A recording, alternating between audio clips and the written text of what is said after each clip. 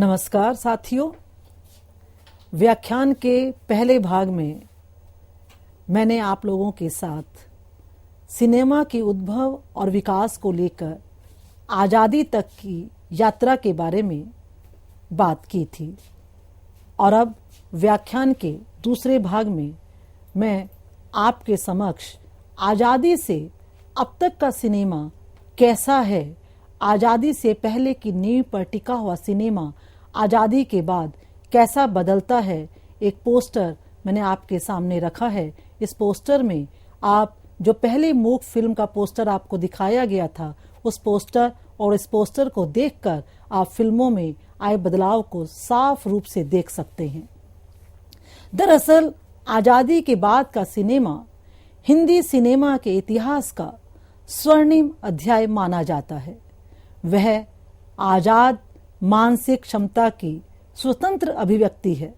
इस समय के सिनेमा में जो भी रचा गया लाजवाब रचा गया।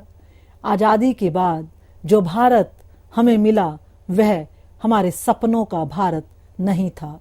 जिस भारत को हमने पाया वह लहूलुहान था, कराह रहा था। सामंती विचारधारा के लोगों ने और अवसरवादियों ने इस समय का प्रयोग अपनी तिजोरियां भरने और जो कुछ बिखरा था उसे अपने लिए समेटने में किया। ऐसे में सिनेमा ने भारतीय जनमानस को मानसिक संबल देने और आपसी भाईचारा बढ़ाने में बहुत सहयोग किया। इसीलिए कहा गया कि आज़ादी के बाद एक दूसरे के बीच वैमनस्य की नींव पड़ गई, जो देश की राष्ट्रीयता एवं संस्कृति के लिए बड़ा खतरा था। अतः कौमी एकता और सांप्रदायिक सौहार्द उत्पन्न करने के लिए सिनेमा ने महत्वपूर्ण भूमिका निभाई। अपनी इसी बात को आगे विस्तार देते हुए पुष्पाल सिंह भूमंडलीकरण और हिंदी उपन्यास में लिखते हैं कि पड़ोसी जैसी फिल्म के माध्यम से सिनेमा ने सांप्रदायिक ताकतों पर गहरा प्रहार किया तथा यह संदेश देने का प्रयास किया कि पड़ोसी सिर्फ पड़ोसी होते हैं, न कि हिंदू या मुसलमान। आज़ादी के तत्काल बाद बनने वाली फिल्में न केवल राष्ट्रीय भावनाओं पर आधारित थीं, बल्कि इनमें सामाजिक प्रश्नों के रोमानी संवेदनाओं का भी पूरी तरह से पुट दिखाई देता है। इन फिल्मों में हमें देशभक्ति की भावना अधिक दिखाई देती है, क्योंकि इस दौर की फिल्मों में आज़ादी की गूंज भी सुनाई दे रही थी। फिल्मी गीतों में आज़ादी के जश्न और वीरों की शहादत के गीत एक साथ गाए जा रहे थे। दूसरे विश्व युद्ध के दौरान राष्ट्रीय आंदोलन ने फिल्म जगत को राष्ट्रीयता की भावना से आंदोलित कर दिया था। परिणामतः राष्ट्रीयता का संचार करने वाली फिल्में बनने लगीं और उनमें राष्ट्रभक्ति के गीत लगातार गूंजने लगे। शहीद फिल्म के गीत वतन की राह में वतन के नौजवान शहीद हों और प्रदीप के लिखे दूर हटो ए दुनिया वालों हिंदुस्तान हमारा है जैसे गीत आज भी 15 अगस्त और 26 जनवरी को अनिवार्य रूप से हम सबको सुनने को मिलते हैं। भारत की आज़ादी ने कलाओं को मुक्त किया। अब व्यक्ति आज़ाद था। मानसिक गुलामी से मुक्त होकर कलाकार अपना सृजन करने लगा। हालांकि सिनेमा को बहुत अधिक समय नहीं हुआ था, लेकिन उसने अपना प्रभाव बहुत तेजी से जनता पर बना लिया था। 1950 के बाद की फिल्मों में भारतीय समाज की तमाम विसंगतियों और उपलब्धियों को एक साथ प्रस्तुत किया गया। फिल्मी गीतों ने जनमानस पर जादू सा असर किया। हिंदी फिल्मी गीतों का समृद्ध इतिहास रहा है। 1950 का दशक आदर्श दौर है। इस दौर में फिल्मकारों के दिमाग में भी देश और समाज के प्रति चिंतन हावी था। यह महबूब खान, दिलीप कुमार, राज कपूर, बिमल राय, के अब्बास, गुरुदत्त, चेतन आनंद, देव आनंद का चरम दौर था। मुझे लगता है आप में से काफी साथियों ने इन सभी को देखा होगा और देवानंद के काफी फैन भी रहे होंगे। इसी दशक में सत्यजीत राय ने भी अपनी सजग चेतना से पूरे भारतीय चिंतन को प्रभावित किया। इस दौर की शुरुआत में आवारा जैसी बेहतरीन फिल्म आई। मदर इंडिया और जागते रहो जैसी फिल्में भी इसी दौर में बनी। 1955 में राज कपूर की फिल्म श्री 420 आई। इस फिल्म में नायक अमीर होने के लिए गलत राह पर चल पड़ता है, लेकिन अभिनेत्री अपने आदर्श से जरा भी नहीं डिगती और अंततः नायक भी आदर्श की ओर लौट आता है। इस दौर की फिल्मों में आदर्श की जीत बहुत आम परिघटना थी, क्योंकि आदर्श फिल्मों के माध्यम से प्रस्तुत किए जाते थे। प्रगतिशील चेतना का विकास भी इसी समय पर हुआ। फिल्मकारों ने समाज में रोटी, कपड़ा, मकान के लिए संघर्ष करते जनजीवन को पर्दे पर उतारने का महत्वपूर्ण कार्य किया। सिनेमा विधा की विशेषता रही है कि वह बिना कहे भी सब कुछ समझा देने में सक्षम है। इस दौर की फिल्मों में आम आदमी की पीड़ा केंद्र में आ गई और उसके साथ शुरुआत हुई यथार्थवादी दौर की। फिल्मी गीतों का 1950 में प्रदर्शित फिल्म दहेज ने भारतीय सिनेमा में यथार्थ की ऐसी तस्वीर प्रस्तुत की जिसकी आवश्यकता आज भी समाज को है। दहेज जैसी गंभीर समस्या पर बनी यह फिल्म अपने समय की क्रांतिकारी फिल्म मानी जाती है। ऐसे समाज में जहां स्त्रियों को अपने मन से हंसने का भी अधिकार नहीं था, उस समय में उसके हित के लिए बनाई गई यह फिल्म हिंदी सिनेमा में मील का पत्थर साबित होती है।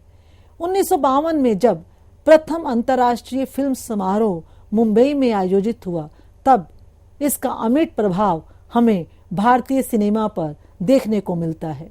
1955 में प्रदर्शित सत्यजीत रे की फिल्म पाथेर पांचाली ने विश्व स्तर पर भारतीय सिनेमा को न केवल स्थापित किया, बल्कि हिंदी सिनेमा को भी एक नई पहचान दी। इसने विश्व जगत से जुड़ने का रास्ता भी खोल दिया। भारतीय फिल्म जगत को अंतर्राष्ट्रीय पहचान तब मिली जब इस फिल्म को अभूतपूर्व देशी विदेशी पुरस्कारों के साथ सर्वश्रेष्ठ मानव वृत्त चित्र के लिए कांस पुरस्कार भी प्रदान किया गया। हिंदी सिनेमा में नव वास्तविकतावाद का प्रभाव तब दिखा जब विमल राय की 2 बीघा जमीन, देवदास, मधुमती, राज कपूर की बूट पॉलिश, श्री 420, वही शांताराम की 2 आंखें 12 हाथ तथा झनक झनक पायल बाजे एवं महबूब खान की मदर इंडिया प्रदर्शित की गई। साथियों, यह वही समय था जब पहली बार भारत रूस के सहयोग से गुरुदत्त की प्यासा तथा कागज के फूल, B.R. चोपड़ा की कानून एवं A. अब्बास की परदेशी जैसी फिल्मों का निर्माण हुआ। फिल्मों का रंगीन होना और उसके बाद मनोरंजन तथा सितारों पर आधारित फिल्मों से फिल्म व्यवसाय में बहुत बड़े स्तर पर परिवर्तन देखने को मिलता है। इस समय की फिल्मों ने भारतीय जनता को मनोरंजन के साथ ही सामाजिक सरोकारों और समस्याओं से भी रूबरू किया। इसी समय प्रदर्शित मदर इंडिया ने गांव की उस तस्वीर को दिखाया जिसे प्रेमचंद ने अपनी साहित्यिक रचनाओं में प्रस्तुत किया था। इसमें महाजन के हाथों किसानों के शोषण तथा उनकी पीड़ा को बहुत ही मार्मिक ढंग से दिखाया गया। गांवों की संस्कृति, रीति रिवाज और परंपराओं को मधुर संगीत में लपेटकर सामने रखने के कारण यह फिल्म भारतीय सिनेमा में मील का पत्थर बन जाती है। इस फिल्म में नरगिस ने भारतीय नारी के चरित्र को इस गहराई से निभाया कि वह किरदार भविष्य में आने वाली अभिनेत्रियों के लिए चुनौती बन गया और न केवल तब बल्कि आज तक बना हुआ है।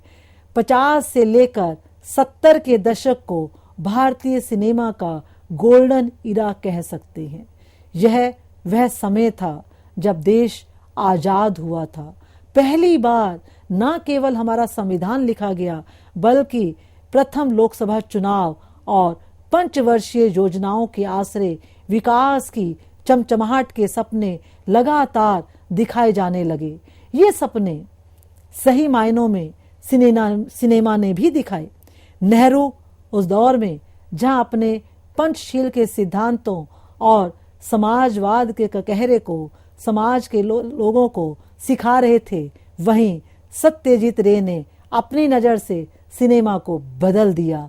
पाथेर पांचाली, अपूर्व संसार, अपराजिता से उन्होंने देश में यथार्थवादी सिनेमा की नई लकीर खींची, तो वहीं नेहरू ने समाजवाद को राज कपूर ने असल पहचान दिलाई। यानी जिस समाजवाद का सपना नेहरू देख रहे थे, समाज के सामने उसे जो असली जामा पहनाया, उसका श्रेय राज कपूर को ही जाता है। इसी दौरान सोहराब मोदी, बिमल रॉय, राज कपूर, गुरुदत्त, ऋषिकेश मुखर्जी ने अपने सिनेमा द्वारा सामाजिक मुद्दों से इतर यथार्थवादी फिल्मों का युग शुरू किया। साथियों, इस दौर में गुरुदत्त की प्यासा को कैसे भूल सकते हैं, जो आदर्शवाद को अपने अंदाज में ठेंगा दिखा रहे थे। इस फिल्म के गीत जिन्हें नाज है हिंद पर वो कहाँ है ने तो उस दौर में नेहरू को कोप भवन में जाने को मजबूर कर दिया था।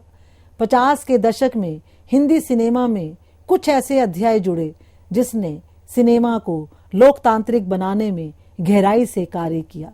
राज कपूर इसकी सबसे मजबूत कड़ी है। उनकी फिल्मों का नायक आम आदमी है, जो जीवन की बुनियादी आवश्यकता के लिए संघर्ष करता है। उसका यह संघर्ष व्यवस्था में बैठे लोगों से ही है। इसीलिए जवरीमल पारख कहते हैं अपने हिंदी सिनेमा के समाजशास्त्र में कि ग्रामीण हैं तो पंचायत, जमींदार, लाला और गांव के प्रधान से परेशान है, अगर शहर में है तो अमानवीय हो चुके लोगों के बीच है, जहां भाई ही भाई का दुश्मन है। इन्हीं विषयों को मनोरंजन लेकिन उद्देश्यपूर्ण दृष्टि से फिल्मों में प्रस्तुत किया गया। 1950 का दशक हिंदी सिनेमा में बदलाव का दौर लेकर भी आता है, जिसमें सिनेमा की विषय वस्तु, भाषा और नायक के रंग ढंग में बदलाव बराबर देखने को मिलता है। इस दौर में हिंदी सिनेमा को ऐसे नायक मिले जिन्हें विश्व स्तर पर बड़ी बड़ी सफलताएं मिली। इन नायकों की लोकप्रियता ने नए मापदंड स्थापित किए और अभिनय का नया रंग दिखाया। इस दौर के नायक भारतीय आजादी के महान पुरुषों के चरित्रों से गहराई से प्रभावित थे। वे उनके आदर्शों और उनकी प्रेरणाओं के नक्शे कदम पर चलकर भारतीय युवाओं को नई दिशा प्रदान कर रहे थे। वास्तव में 1950 का दशक भारतीय फिल्मों में नायकत्व के सशक्त होने का समय है। भारतीय समाज सदा से नायक की तलाश में रहा है। कोई ऐसा नायक जो सबके लिए बात करे, सबके लिए लड़े, सबको संबोधित करे। इस दशक में सरकार के अंदर ही अनेक नायक थे जो आजादी की लड़ाई से होकर उभरे थे। वे फिल्म वालों की लोकप्रियता से प्रभावित रहते थे। उनके समय सरकार ने फिल्मों के विकास के लिए कई तरह के प्रयास शुरू किए। इससे भी फिल्मों में नायकत्व को बल मिला। पहले के दशकों की अपेक्षा इस दशक में फिल्में ज्यादा बेहतर ढंग से सुलझने लगी, साफ साफ अपनी बात रखने लगी। गरीबी, अभाव, तरह तरह के भेदभाव, जातिवाद, सांप्रदायिकता, फांसीवाद, हिंसा इत्यादि देश की बड़ी समस्याओं को फिल्मों ने बहुत ही तरीके से, सलीके से भरपूर मनोरंजन करते हुए प्रस्तुत भी किया। इस समय की फिल्मों में भी गरीबी, भूखमरी, देशभक्ति, एकता, साझी संस्कृति का रूप देखने को मिलता है।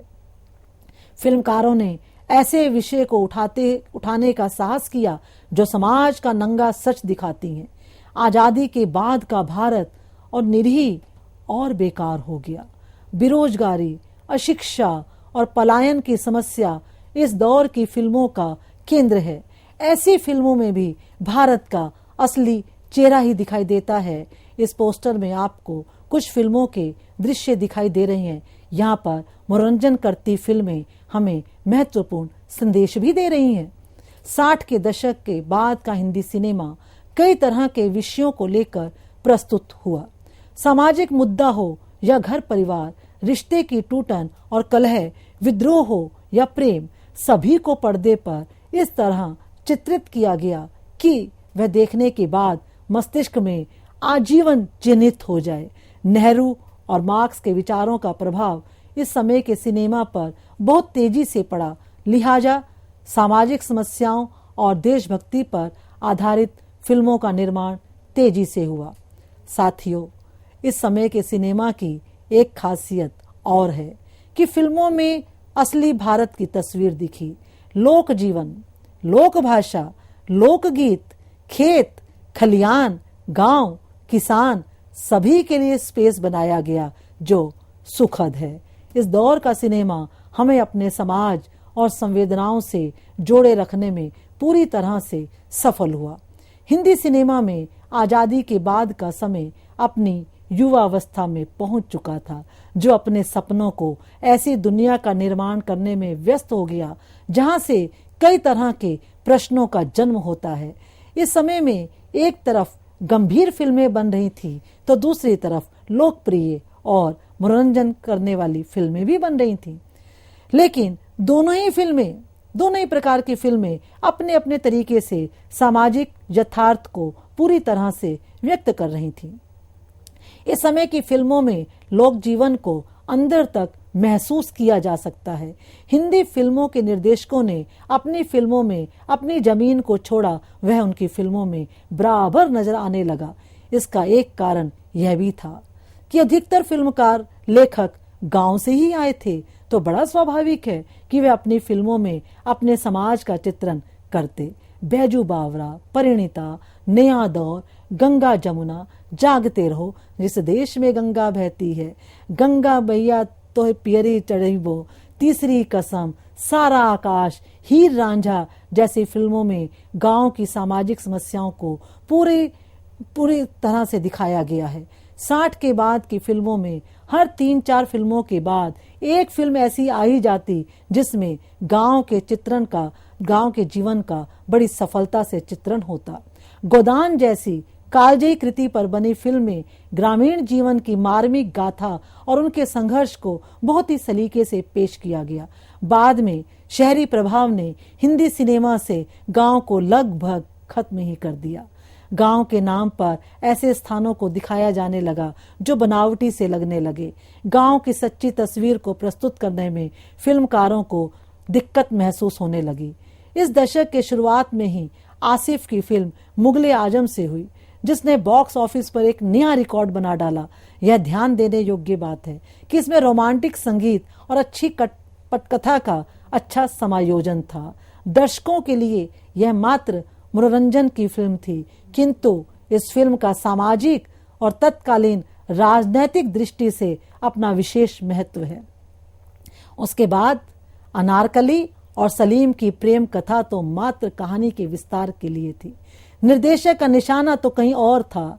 इस समय का सिनेमा यथार्थ के नए आयामों के साथ प्रस्तुत हुआ।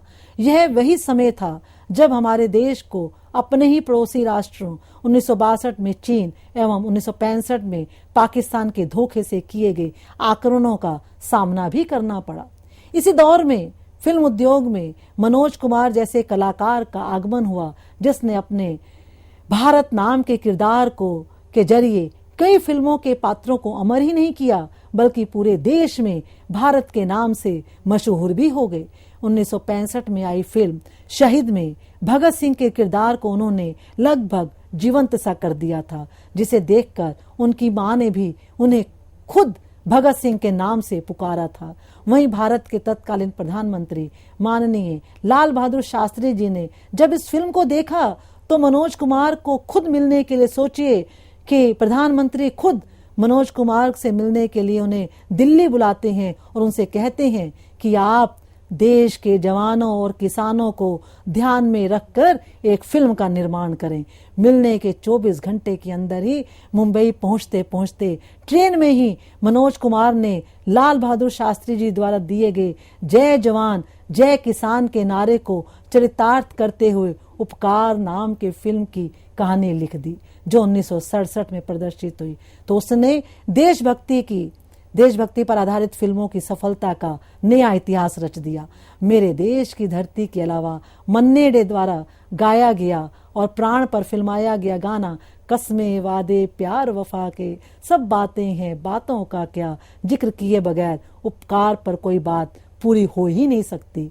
मनोज कुमार ने देशभक्ति की पृष्ठभूमि को लेकर ही पूर्व और पश्चिम फिल्म का निर्माण किया। इसी के साथ रोटी, कपड़ा और मकान जैसी सामाजिक यथार्थ पर फिल्म का भी निर्माण किया। जबकि दूसरी ओर इसी समय में संगम, उसने कहा था जब जब फूल खिले, गाइड, जंगली, दो बदन, तीसरी कसम जैसी आदर्शवादी प्रेम परक फिल्मों का निर्माण भी तेजी से हो रहा था। समाज के विभिन्न वर्गों के पारस्परिक संबंधों और तनावों से इसी यथार्थ का निर्माण होता है और साथियों, समय के साथ साथ इन संबंधों और संघर्षों का स्वरूप भी बदलता है। उसी के अनुरूप यथार्थ भी बदलता रहता है। इस निरंतर बदलने वाले यथार्थ को प्रत्येक वर्ग और प्रत्येक व्यक्ति अपने वर्गीय बोध और वैयक्तिक ग्रहण क्षमता के अनुसार समझता और हस्तक्षेप करता है। सिनेमा इसी रूप में यथार्थ का एक अंग भी है और उसमें एक हस्तक्षेप भी है। भूमंडलीकरण के दौर में ऐसी फिल्मों का निर्माण भी हुआ जिनमें भारतीय प्रवासियों को लुभाने का प्रयास किया गया। भूमंडलीकरण की प्रक्रिया को स्वीकृति मिलते ही हिंदी फिल्मों को विदेशों में और विदेशों की फिल्मों को भारत में प्रदर्शन करने का पूरा मौका मिला। भारत से बाहर रहने वाले भारतीयों को हिंदी सिनेमा ने खूब लुभाया। पंकज उदास द्वारा गाया गया चिट्ठी आई है गीत ने विश्व रिकॉर्ड बना दिया। इसी दौर में परदेस और दिल वाले दुल्हनिया ले जाएंगे जैसी फिल्मों का निर्माण हुआ, जिसमें विदेशों में रहने वाले भारतीय समाज की संवेदना और भावना को बेचने का प्रयास किया गया। 1990 का हिंदी फिल्मों का दशक आर्थिक उदारीकरण का था। विदेशी पूंजी और सामान का देश में आना सहज हो गया। प्रवासी भारतीयों का महत्व बढ़ गया था। विदेशों में बसने, लाखों के पैकेज की नौकरी, हवाई यात्राएं, महंगी गाड़ियां इत्यादि नौजवानों के सपने बन गए। सिनेमा ने भी अपने स्वरूप को व्यापक बना डाला। विदेशों में जाकर शूटिंग की जाने लगी। दिल वाले दुल्हनिया ले जाएंगे, ताल और परदेस इसी दशक की कामयाब फिल्में रहीं। शाहरुख खान इस दौर के सबसे सफल फिल्म अभिनेता रहे। अब आपको लगातार आजादी के बाद का पोस्टर रंगीन होते हुए नजर आएगा और फिल्मों के प्रभाव, फिल्मों के संदेश भी के द्वारा ये पोस्टर्स लगातार बदलने लगे। फॉरेन रिटर्न नायकों का यह दौर था। 80 के हिंदी फिल्मों का दशक जमींदारी, स्त्री शोषण, भ्रष्टाचार, दोहरे शोषण, लाल फीताशाही सहित उन सभी मुद्दों पर आधारित होता था जो समाज को प्रभावित करते थे। उनका उद्देश्य केवल व्यावसायिक न होकर सामाजिक प्रतिबद्धता से जुड़ा होता था। भूमंडलीकरण और बाजारवाद के प्रभाव से भारतीय समाज भी बहुत प्रभावित हुआ है, जिसके कारण अमीर और गरीब के बीच खाई और चौड़ी हो गई। समाज में बेरोजगारी, अपराध, हिंसा, शोषण आदि को बढ़ावा मिला है, जिसकी वजह से अमीर तथा गरीब और गरीब होता जा रहा है। समाज में बढ़ती बेरोजगारी, अपराध और आतंकवाद जैसी समस्याओं को सत्या, हेरा फेरी, मिशन कश्मीर जैसी अनेक फिल्मों में दर्शाया गया है। यह सच है कि सिनेमा अब समाज के लिए ना होकर कुछ धन लोलुपों के हाथों में पहुंच गया, जिससे उसकी संवेदना का क्षरण हुआ। पैसा लगाओ और कमाओ की नीति ने हिंदी सिनेमा पर व्यावसायिक उद्योग की मोहर लगा दी। हिंसा और अश्लीलता का व्यापार चरम पर पहुंच गया।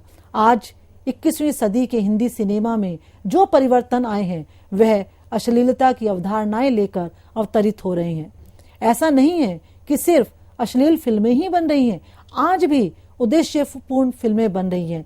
यथार्थ का समावेश अधिक हुआ है, लेकिन दृश्यों में जो अश्लीलता आई है वह 19वीं 20वीं शताब्दी की फिल्मों में अश्लीलता इस हद तक देखने को नहीं मिलती थी। साथियों, आज के हिंदी सिनेमा में काफी बदलाव आ चुका है। हम मानते हैं कि परिवर्तन प्रकृति का नियम है। मार्क्स ने माना भी है कि हर विकासशील वस्तु अपने भीतर अपने प्रतिपक्ष को समाहित किए हुए होती है, जो इस पूर्व स्थिति में नहीं रहने देती। आज हिंदी सिनेमा, विज्ञापन और टीवी संस्कृति ने समाज में अश्लीलता की नई अवधारणाएं तथा नवीन नैतिकता का विकास किया है। भूमंडलीकरण तथा हॉलीवुड ने भारतीय हिंदी सिनेमा को विशेष रूप से प्रभावित किया है, जिससे बॉलीवुड में अश्लीलता के प्रति दृष्टिकोण में परिवर्तन आ गया है। इसमें नंगेपन का समावेश इस हद तक हो चुका है कि हम अपने परिवार के साथ बैठकर फिल्म नहीं देख पाते। 21वीं सदी के हिंदी सिनेमा में कंटेंट और फॉर्म दोनों ही स्तर पर बदलाव हुआ है। टेक्निकल स्तर पर हिंदी सिनेमा ऊंचाई के स्तर तक पहुंच गया है। 21वीं सदी के सिनेमा ने 20वीं सदी के आखिरी दशक तक की स्त्री के संदर्भ में बनी तमाम सीमाओं को तोड़ डाला है। ऐसी फिल्मों में 2001 में आई चांदनी वार, 2001 की लज्जा, 2004 में चमेली, 2004 में ही गर्लफ्रेंड, 2005 की पेज 3, 2007 में चीनी कम, 2007 में ही हनीमून ट्रेवल्स, 2007 में ही लागा चुनरी में दाग।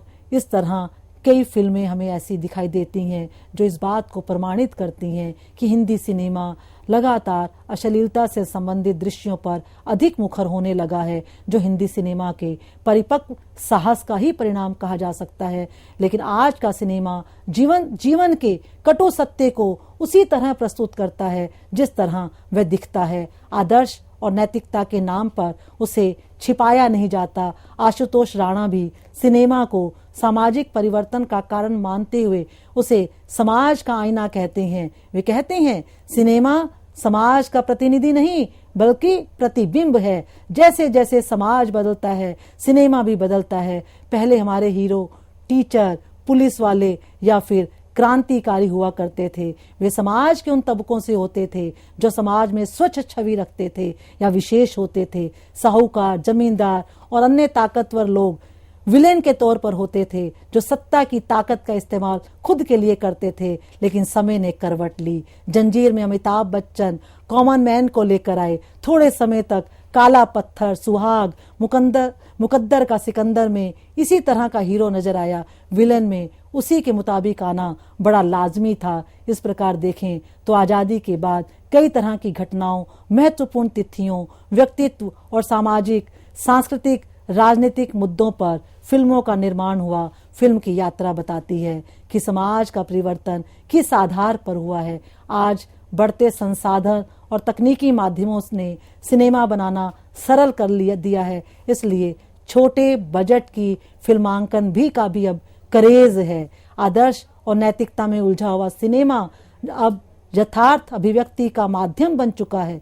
हालांकि यथार्थ के नाम पर बहुत कुछ ऐसा भी दिखाया जा रहा है जिसे नहीं दिखाना चाहिए, लेकिन यह समझना बहुत जरूरी है कि सिनेमा अब पहले व्यवसाय है, उसके बाद कुछ और। आप सबका बहुत बहुत धन्यवाद। नमस्ते।